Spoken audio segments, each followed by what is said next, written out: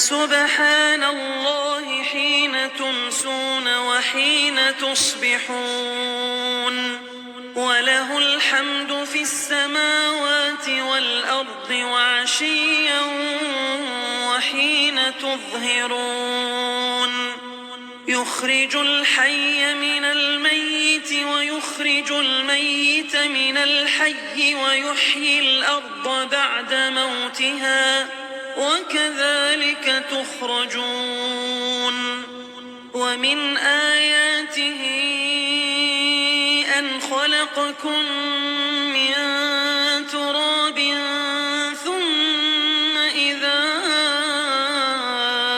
أنتم بشر تنتشرون ومن آياته أن خلق لكم من أنفسكم أزواجا لتسكنوا إليها وجعل بينكم مودة ورحمة إن في ذلك لآيات لقوم يتفكرون ومن آياته خلق السماوات والأرض واختلاف ألسنتكم وألوانكم إن في ذلك لآيات للعالمين ومن آياته منامكم بالليل والنهار وابتغاؤكم من فضله إن في ذلك لآيات لقوم يسمعون ومن آياته يريكم البرق خوفا وطمعا وينزل من السماء ماء فيحيي به الأرض بعد موتها إن في ذلك لآيات لقوم يعقلون ومن آياته أن تقوم السماء والأرض بأمره ثم إذا دعاكم دعوة من الأرض إذا أنتم تخرجون وله من في السماوات والأرض كل له قانتون وهو الذي يبدأ الخلق ثم يعيده وهو أهون عليه وله المثل الأعلى في السماوات والأرض وهو العزيز الحكيم. Glorifiez Allah donc, soir et matin. À lui toute louange dans les cieux et la terre, dans l'après-midi et au milieu de la journée. Du mort il fait sortir le vivant, et du vivant il fait sortir le mort, et il redonne la vie à la terre après sa mort, et c'est ainsi que l'on vous fera sortir à la résurrection. Parmi ces signes, il vous a créé de terre, puis vous voilà des hommes qui se dispersent dans le monde. Et parmi ces signes, il a créé de vous, pour vous, des épouses pour que vous viviez en tranquillité avec elles, et il a mis entre vous de l'affection et de la bonté. Il y a en cela des preuves pour des gens qui réfléchissent. Et parmi ces signes, la création des cieux et de la terre, et la variété de vos idiomes et de vos couleurs. Il y a en cela des preuves pour les savants. Et parmi ces signes, votre sommeil la nuit et le jour, et aussi votre quête de sa grâce. Il y a en cela des preuves pour des gens qui entendent. Et parmi ces signes, il vous montre l'éclair avec crainte de la foudre, et espoir de la pluie, et fait descendre du ciel une eau avec laquelle il redonne la vie à la terre après sa mort. Il y a en cela des preuves pour des gens qui raisonnent. Et parmi ces signes, le ciel et la terre sont maintenus par son ordre. Ensuite, lorsqu'il vous appellera d'un appel, voilà que de la terre vous surgirez. À lui, tous ceux qui sont dans les cieux et la terre, tous lui sont entièrement soumis. Et c'est lui qui commence la création, puis la refait. Et cela lui est plus facile. Il a la transcendance absolue dans les cieux et sur la terre. C'est lui le Tout-Puissant, le Sage. Assalamu alaikum wa rahmatullahi wa barakatuh. Que la paix soit sur vous ainsi que la miséricorde et la bénédiction. Nous nous retrouvons pour le 3e épisode de notre série sur la méditation autour du Coran. Aujourd'hui, nous allons nous arrêter sur un enchaînement de versets extraordinaires. Un enchaînement de versets extraordinaires, comme vous venez de l'entendre, où Allah subhanahu wa ta'ala nous expose ces signes. Et ce sont en vérité des versets très très importants pour des personnes qui seraient dans un cheminement ou qui seraient en voie de cheminement et qui seraient des personnes qui seraient dénuées de spiritualité, qui seraient un peu dans cet état d'esprit occidental moderne, matérialiste, athée, ou qui faudrait des preuves, entre guillemets. Beaucoup de gens, un peu dans cet état d'esprit, vous dit je veux des preuves de l'existence de Dieu, je veux des preuves. Donnez-moi des preuves. Eh bien Allah subhanahu wa ta'ala lui-même, il expose ceci. Il y a plus de 1400 ans, il a donné les preuves et il a expliqué. Tout au long de sa parole, tout au long de son kitab, du Coran, alhamdulillah, Allah subhanahu wa ta'ala ne nous a pas laissé comme ça, sans comprendre, sans méditer, sans réfléchir. Et en effet, avant cet enchaînement de versets, où Allah subhanahu wa ta'ala dit, dans la traduction dans le sens bien évidemment, wa min ayatihi, parmi ces signes, et parmi ces signes, et parmi ces signes, et parmi ces signes, subhanallah azim, Allah subhanahu wa ta'ala nous dit, donc on est dans la sourate Rum, la sourate les Romains, qui est la sourate 30, ou les Byzantins, plus précisément on va dire à cette époque, mais c'est vrai que c'est souvent traduit par la sourate les Romains, la sourate 30, où Allah ta'ala dit, avant l'enchaînement de ces versets, le jour où l'heure arrivera, ce jour-là, ils se sépareront les uns des autres.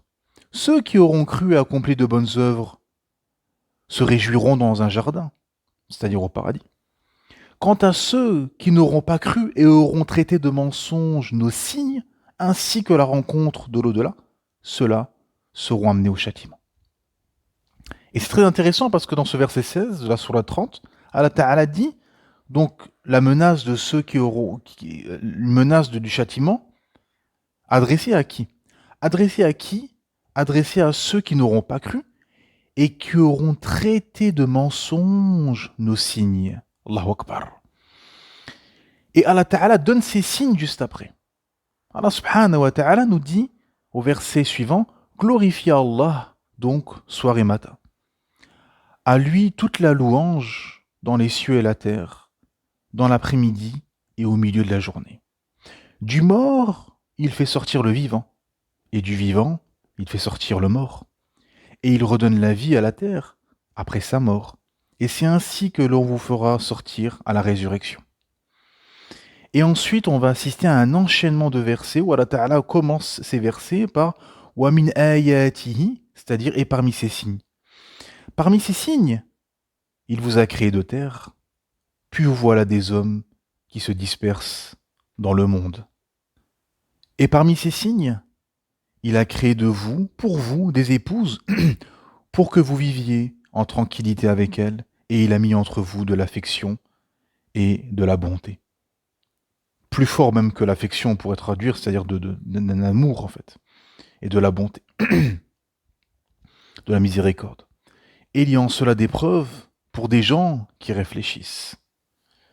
Et parmi ces signes, la création des cieux et de la terre, et la variété de vos idiomes, c'est-à-dire de vos langages et de vos langues, et de vos couleurs de peau. Il y a en cela des preuves pour les savants. Et parmi ces signes, votre sommeil la nuit, et le jour, et aussi votre quête de sa grâce, et il y a en cela des preuves pour des gens qui entendent.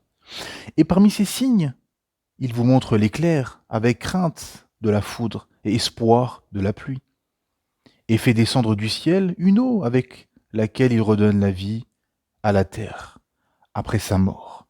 Il y a en cela des preuves pour des gens qui raisonnent. Et parmi ces signes, le ciel et la terre sont maintenus par son ordre. Ensuite, lorsqu'il vous appellera d'un appel, voilà que de la terre vous surgirez. À lui tout ce qui est, à lui tous ceux qui sont dans les cieux et la terre. Tous lui sont entièrement soumis, et c'est lui qui commence la création puis la refait, et cela lui est plus facile. Il a la transcendance absolue dans les cieux et sur la terre. C'est lui le Tout-Puissant, le Sage. Allahu Akbar. Beaucoup, beaucoup de choses, mes frères et sœurs. Mes frères et sœurs, pardon. Énormément de choses. Énormément de choses. Subhanallah azim. Ça veut dire qu'en fait, il n'y a qu'un ignorant orgueilleux qui peut nier ces signes. Et je pèse mes mots. Qu'un ignorant orgueilleux qui peut nier tout ceci. Allah Ta'ala parle de la mort, parle de la vie, parle de la création des hommes, parle de l'épouse et des époux et des épouses. Dans ces signes, Allah Ta'ala nous parle de ceci. Il nous parle de choses grandioses comme la création des cieux, de la terre. Et il nous parle de choses qui sont moins extraordinaires, on va dire, moins grandioses que la création des cieux et de la terre. Juste, il nous parle de ce qu'il y a entre l'époux et l'épouse. La tranquillité, la miséricorde, l'affection, la bonté, etc. Ça, c'est un signe. Que l'homme aime la femme, que la femme aime l'homme. Ça, c'est un signe. Et que entre eux, il y a de l'affection, il y a de l'entraide, etc. La création des cieux et de la terre, bien évidemment, la variété des couleurs de peau, la variété des langages, des langues. Il y en a qui parlent français, il y en a qui parlent russe, il y en a qui parlent arabe, il y en a qui parlent mandarin, d'autres espagnol, d'autres portugais, d'autres finlandais, d'autres polonais. Extraordinaire. Et on a tous les mêmes lettres. Le P, le H, le L, le F, le V. On entend ces lettres. Mais alignés comme ils sont alignés dans telle langue, on ne les comprend pas. Allah Ta'ala nous parle du sommeil. Le fait que vous dormez, qu'au bout d'un moment, vous ne pouvez pas, l'humain ne peut pas tenir. Au bout d'un moment, il s'effondre, il dort. Ça, c'est un signe. Allahu Akbar. L'éclair, la foudre, la pluie avec laquelle Allah subhanahu wa ta'ala redonne vie à une terre morte. Le ciel est maintenu, le ciel et la terre sont maintenus par son ordre. Et tant de signes qu'Allah subhanahu wa ta'ala nous a exposés, quelques signes parmi ces signes dans cet enchaînement de versets. Subhanallah, des versets 20 au verset 25 de la sourate 30. Et à chaque fois, Allah Ta'ala dit pour qui? Il y a des preuves pour des gens qui réfléchissent, pour des savants, pour des gens qui entendent, pour des gens qui raisonnent, mes frères et sœurs. Pour des gens qui raisonnent. Comment on ne peut pas raisonner, subhanallah azim, en voyant tout ceci, toute la création des cieux et de la terre. Et ces détails, ces détails de nos vies qu'Allah subhanahu wa ta'ala nous expose clairement dans ce livre. Clair, le Coran. L'affection qui est entre les époux, le sommeil, des choses que tout le monde pratique tous les jours. Mais les gens ne voient pas de signes dedans. Parce que c'est devenu une habitude. Les arbres que vous croisez tous les jours en allant au travail, en allant à l'université, en allant à la mosquée, tous les jours vous croisez des arbres, vous croisez des buissons, vous croisez de l'herbe, vous croisez une pelouse. Vous faites plus attention, ça fait partie du décor. Mais c'est une création extraordinaire. Les arbres sont des créations extraordinaires. L'herbe, la terre, tout ceci. L'humain est incapable de créer quoi que ce soit. Parce que l'humain est une créature. Donc il est soumis au divin. Il ne peut point créer. Aucune créature peut créer parce qu'elle est elle-même une création. Les signes sont autour de nous, mes frères et sœurs, et vous qui ne serez pas musulmans. Partout. On ne peut pas occulter ceci. On ne peut pas se dire oui, mais moi je veux mon signe. Allah Ta'ala t'a donné des signes et ils sont imposés à toi. Et il y en a énormément. énormément. Comme on vient d'en citer quelques-uns. La mort, la vie, l'homme, la relation entre époux-épouse, la variété des couleurs de peau, la variété des langues, le sommeil, la pluie qui redonne vie à la terre, les cieux, la terre. Subhanallah azim. Et on revient au tout début, au verset 16. Qu'est-ce qu'Allah Ta'ala dit? Allah Ta'ala menace d'un châtiment qui? Ceux qui n'auront pas cru et auront traité nos signes de mensonges. Vous avez des gens qui disent non, non, non, tout ceci, c'est issu d'une évolution hasardeuse. Non, non, non, tout ceci, non, moi j'y crois pas. Non, non, non, tout ceci, c'est comme ça, c'est des molécules qui se sont mélangées. Ah, d'accord. Qui a créé les molécules? Non, mais parce que... Ah, bah dis-moi. Et c'est ça la fourberie de ces gens. C'est que ce sont des gens qui veulent fuir la réalité. Parce qu'ils ont une animosité envers le divin, envers le créateur, et envers finalement sa révélation et ce qu'il nous a imposé et ordonné. C'est ça le fond, en fait. Parce que derrière, admettre qu'il y a un créateur unique, qu'il y a un Dieu, qu'il y a un créateur, c'est admettre la prophétie, c'est admettre la révélation, c'est admettre les livres révélés, c'est admettre les obligations, les interdictions, les adorations, etc. Dans le subconscient. Et l'humain, bah, il a fondé sa vie sur des passions, sur des désirs, sur ce qu'il estime lui être bien et pas bien. Et donc il ne veut pas remettre en question tout ceci. Il ne veut pas remettre en question sa vie. Voilà le processus psychologique de la plupart des gens, en fait. C'est ça. C'est-à-dire que le fond, c'est dans tout sujet. Dans tout sujet. C'est comme avec les apostats, etc. C'est-à-dire que le fond, c'est les passions. C'est que l'humain veut vivre en libertin. L'humain, veut vivre avec des règles qu'il leur a définies lui-même. Ce qui est bien, ce qui est pas bien, les limites à ne pas franchir, etc. Des passions qui sont autorisées, des passions qui veut franchir, des interdictions qu'il voudrait franchir, etc. Donc il va se créer lui-même finalement un ordre établi selon sa raison erronée et déviante.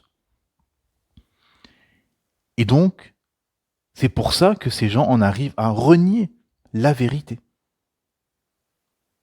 Parce que derrière, il y a une soumission. C'est ça le fond en fait, c'est que derrière, il y a une soumission. Donc tu soumets ton âme au créateur des cieux et de la terre. Tu admets qu'effectivement, le sommeil, nos variétés de langage et de couleurs de peau, les cieux et la terre, la pluie qui redonne vie à la terre morte, l'affection qui est entre les époux et les épouses, la mort, la vie, le fait qu'Allah Ta'ala redonne vie à la mort, redonne vie aux morts, etc. Tout ceci et tant d'autres miracles, tant d'autres signes, notre système immunitaire, notre système de défense, notre système de vieillissement programmé, nos poils, nos ongles, notre cerveau, nos organes vitaux, les animaux, la lune, le soleil, et l'alternance de la nuit et du jour, avec 2 solstices, un en hiver et un en été, etc. La personne, oui, elle voit tout ça, oui, j'admets, il y a un créateur qui m'a créé. Il y a un créateur. C'est inéluctable. Et donc derrière, il va se diriger naturellement vers son dogme, vers son livre, et soumettre son âme. Ça, c'est bien évidemment la personne qui est en recherche de vérité, en quête de vérité. Mais la personne hypocrite,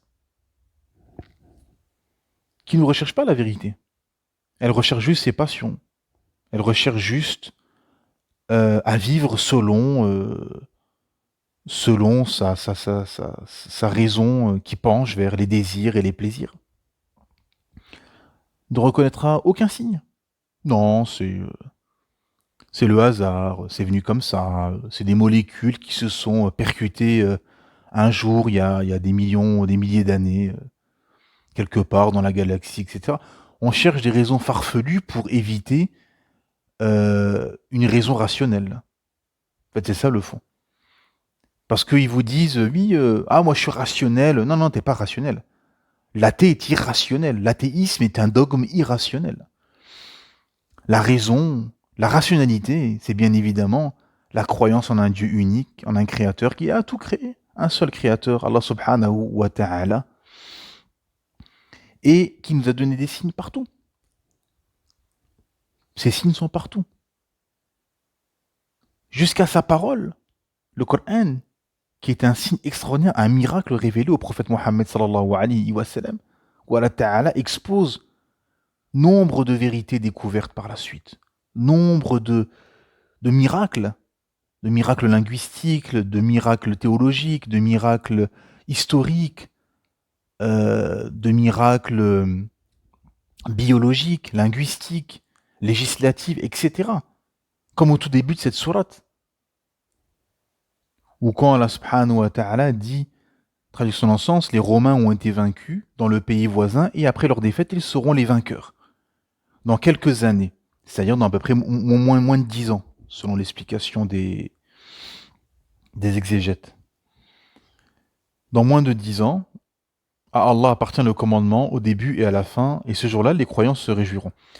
C'est-à-dire qu'en fait, au début de cette sourate, Allah Ta'ala annonce donc que les Romains ont été vaincus, et qu'ils seront vainqueurs dans quelques années, c'est-à-dire dans plus ou moins 10 ans, moins de 10 ans.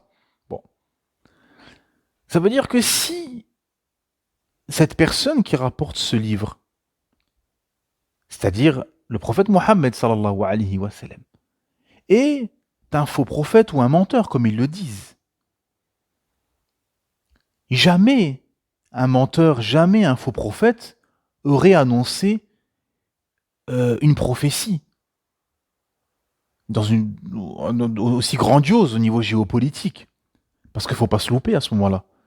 Parce que c'est tout ton livre qui se décrédibilise si tu te loupes. Si c'est faux. Donc ça, c'est un miracle. Parce qu'effectivement, quelques années après, effectivement, les Romains ont vaincu les Perses et ont gagné. Comment le prophète Mohammed sallallahu alayhi wa sallam pouvait savoir ceci? Comment le prophète Mohammed sallallahu alayhi wa sallam pouvait savoir que les cumulus où sort la grêle dans le ciel mesurent 10 à 15 km de hauteur. Allah Ta'ala dans Surat Nour dit qu'ils sont comparables à des montagnes.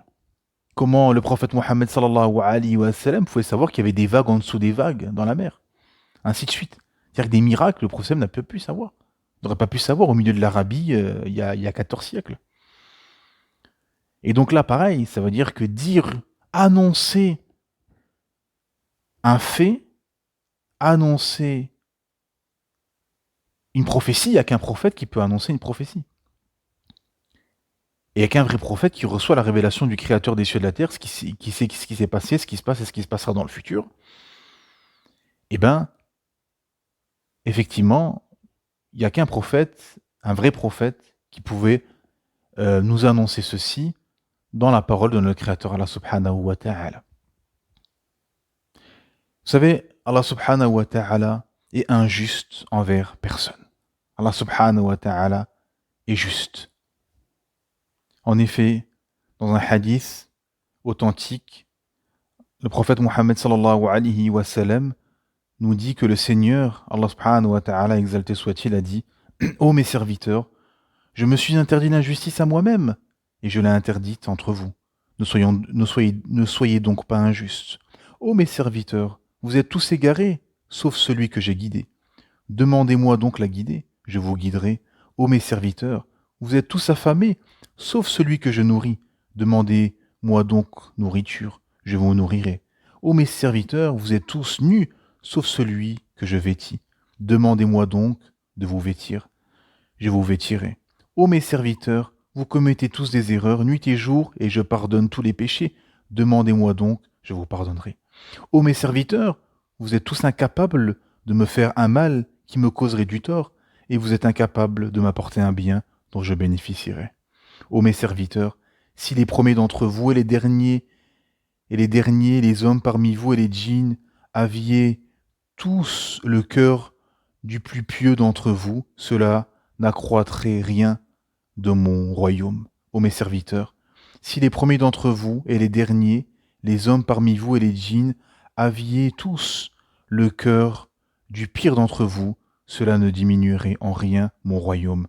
Ô mes serviteurs, si les premiers d'entre vous et les derniers, les hommes parmi vous et les djinns, vous teniez tous sur une plaine et m'invoquiez tous et que j'accordais à chacun ce qu'il me demande, cela ne diminuerait en rien ce que je possède.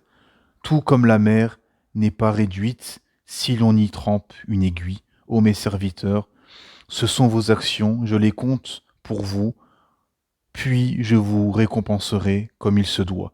Celui qui trouve du bien, qui loue Allah, et celui qui trouve autre que cela, il n'aura pas d'autre que lui à blâmer. Rapporté par Muslim, rahimahullah. Allahu Akbar. Hadith magistral. Beaucoup de choses. Mais, en effet, Allah Ta'ala s'est interdit l'injustice à lui-même. Et Allah Ta'ala est injuste envers personne. Ce sont les créatures qui sont injustes envers elles-mêmes. Et regardez la fin du hadith. Allah Ta'ala nous dit si tous les djinns et tous les humains s'unissaient pour demander ce qu'ils veulent à Allah Subhanahu wa Ta'ala, ça ne diminuerait en rien ce qu'Allah Ta'ala possède. Ça serait comme prendre une aiguille et la tremper dans la mer et la retirer. Ça changerait quoi à la mer? Rien du tout. Bah, c'est une parabole, un exemple qu'Allah Subhanahu wa Ta'ala nous donne, que si on trempait une aiguille dans la mer et la retirait, ça changerait rien, ça ne diminuerait rien à la mer. Et bien pareil, si tous les humains et tous les djinns, les milliards et les milliards et les milliards de djinns et d'êtres humains demanderaient à Allah Subhanahu wa Ta'ala ce qu'ils veulent, Allah Ta'ala accorderait sans que cela ne diminue ce que Allah Subhanahu wa Ta'ala possède. Et donc, qui est injuste? C'est l'humain qui est injuste. L'humain est injuste parce qu'il se ment à lui-même, il ment à Allah Subhanahu wa Ta'ala et il ment aux autres créatures. Ça, c'est vraiment les diables parmi les humains qui sont dans la politique, dans les médias, dans l'influence, dans le pouvoir, etc. et qui rendent tortueux le chemin d'Allah Subhanahu wa Ta'ala et qui mentent, qui trichent, qui manipulent, qui enseignent aux enfants dans les écoles occidentales que l'humain est issu d'une évolution hasardeuse et qu'il était un singe, ce qui est un mensonge, ce qui est faux, ce qui a été démontré scientifiquement que cette théorie de l'évolution hasardeuse est bien évidemment fausse et elle a été démontée avec toutes les problématiques et les erreurs qu'elle contient.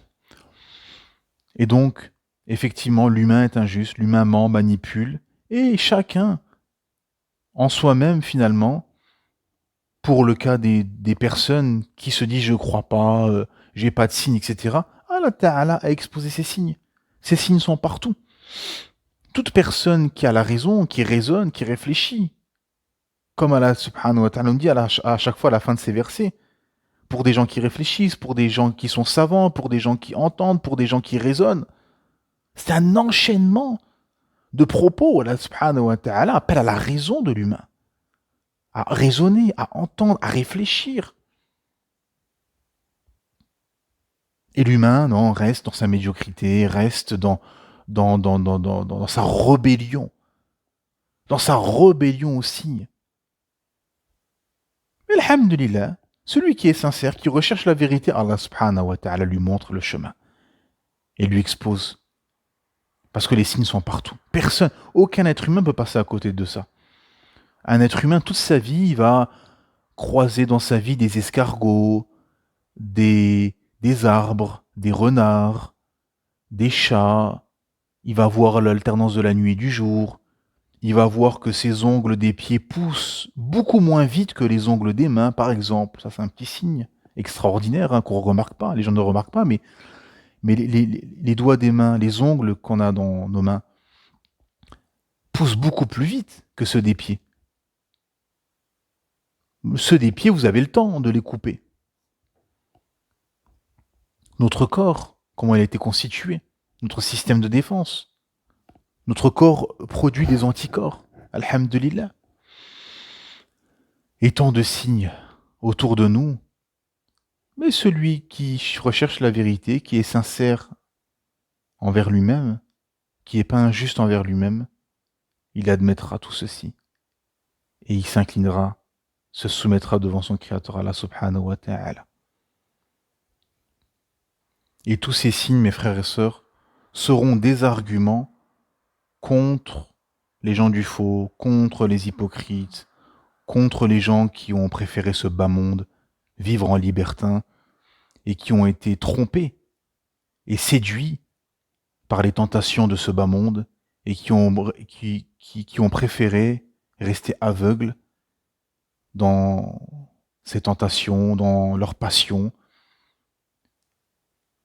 et fuir finalement cette réalité, cette vérité inéluctable et implacable, qui est que tout ce qui est autour de vous, tout ce qui est inerte, vivant, qui vole, qui marche, sous la terre, dans la mer, dans le ciel, la faune, la flore, tout ce qui est autour de vous,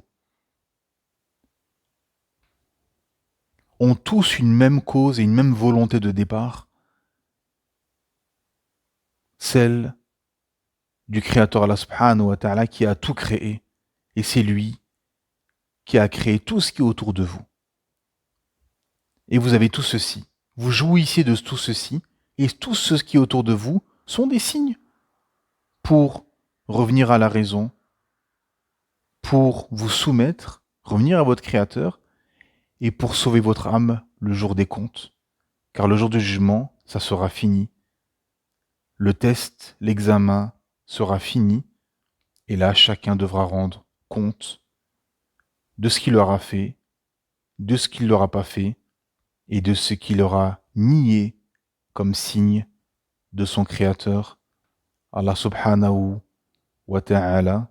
En effet, et quant à ceux qui n'auront pas cru et auront traité de mensonges nos signes, ainsi que la rencontre de l'au-delà, ceux-là seront emmenés au châtiment. Glorifiez Allah, donc soir et matin. À lui, toute louange dans les cieux et la terre, dans l'après-midi et au milieu de la journée. Du mort, il fait sortir le vivant, et du vivant, il fait sortir le mort. Et il redonne la vie à la terre après sa mort, et c'est ainsi que l'on vous fera sortir le jour de la résurrection. Parmi ces signes, il vous a créé de terre, puis vous voilà des hommes qui se dispersent dans le monde. Et parmi ces signes, il a créé de vous, pour vous, des épouses, pour que vous viviez en tranquillité avec elles, et il a mis entre vous de l'affection et de la bonté. Il y a en cela des preuves pour des gens qui réfléchissent. Et parmi ces signes, la création des cieux et de la terre, et la variété de vos langages et de vos couleurs, il y a en cela des preuves pour les savants. Et parmi ces signes, votre sommeil la nuit et le jour, et aussi votre quête de sa grâce, il y a en cela des preuves pour des gens qui entendent. Et parmi ces signes, il vous montre l'éclair avec crainte, la foudre, et espoir, la pluie, et vous fait descendre du ciel une eau, avec laquelle il redonne vie à la terre après sa mort. Il y a en cela des preuves pour des gens qui raisonnent. Et parmi ces signes, le ciel et la terre sont maintenus par son ordre. Ensuite, lorsqu'il vous appellera d'un appel, voilà que de la terre vous surgirez. Subhana rabbika rabbil izzati amma yasifun, wa salamun ala al-mursalin, walhamdulillahi rabbil alamin.